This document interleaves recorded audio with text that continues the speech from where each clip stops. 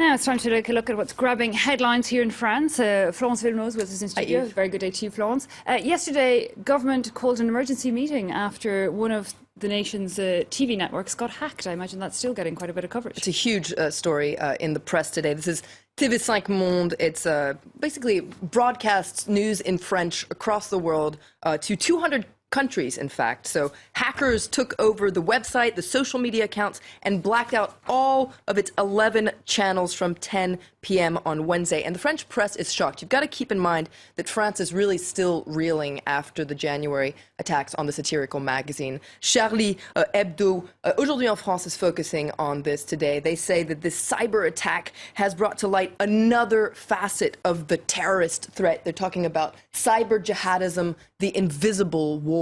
It's also on the front page of Le Figaro today. Cyber attacks, a new weapon for Islamists. Now, Le Figaro points out that this cyber attack happened 3 months and 1 day after that attack on Charlie Hebdo.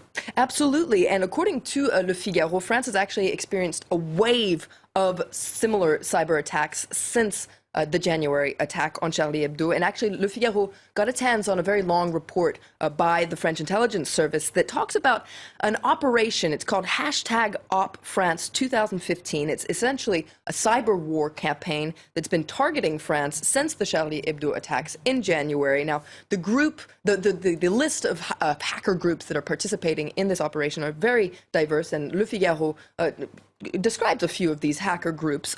Now, they're very, very diverse. Some of them come from all sorts of different countries. They have Mauritania, Morocco, Indonesia, Syria. Some have pledged allegiance to the Islamic State Group. You can see some of their names here: the Middle East Cyber Army, the United Islamic Cyber Force. They're very different, but they do have one thing in common, and that's their modus operandi that you can read about in Le Figaro. Essentially, it's to attack websites and spread propaganda. And is the media a particular target? Well, there is a feeling of concern that the French media is being targeted, and especially the fact that TV5 Monde is quite symbolic. It's really a symbolic channel because, well, it spreads the French message in many ways across the world. It's a French language news channel. Now, La Croix is focusing on this in their editorial. It says this is a very symbolic attack. It's very similar to the attack on Charlie Hebdo because it's an attack on freedom of information and freedom of expression. And Le Parisien, in its editorial, and is also saying that by attacking TV5 Monde, this is actually the voice of France around the world, according to Le Parisien. Well, the jihadists have really won a battle here. This time they didn't attack physically like they did on Charlie Hebdo, but they did manage to attack hearts and minds by simply showing that they can slip in anywhere and spreading fear. Now, Le Figaro in its editorial as well says it's very important to take these cyber attacks seriously because it's all part of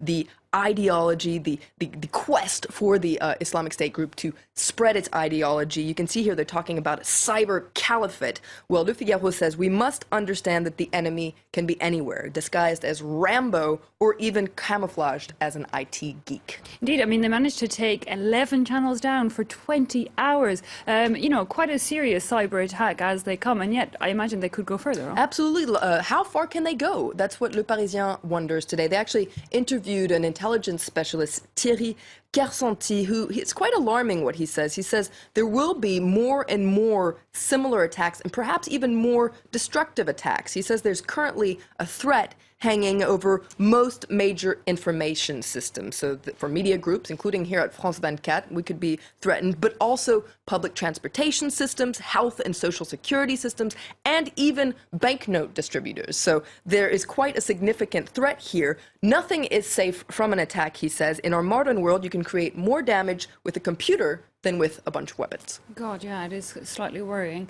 Well, let's move on now to a different story on politics. Papers here in France still continuing to focus on this family feud between Marine Le Pen and her father. That's right. Nothing is going right between Marine and her father, Jean-Marie. Lots of papers are talking about a political divorce. Now, yesterday, the leader of the National Front, Marine Le Pen, called for the National Front to put in place a disciplinary procedure against her father and actually called on him to retire. Now, this, of course, comes after a string of very controversial comments from the 87-year-old, which was just too much for his daughter. Now, Le Figaro points out an interesting thing, which is that even if she manages to sideline her father, Jean-Marie, she could face a major challenge from her niece, another Le Pen, Marion Maréchal Le Pen. She's a growing star within the party, and she's also the apple of her grandfather's eye and a big cheerleader of her grandfather.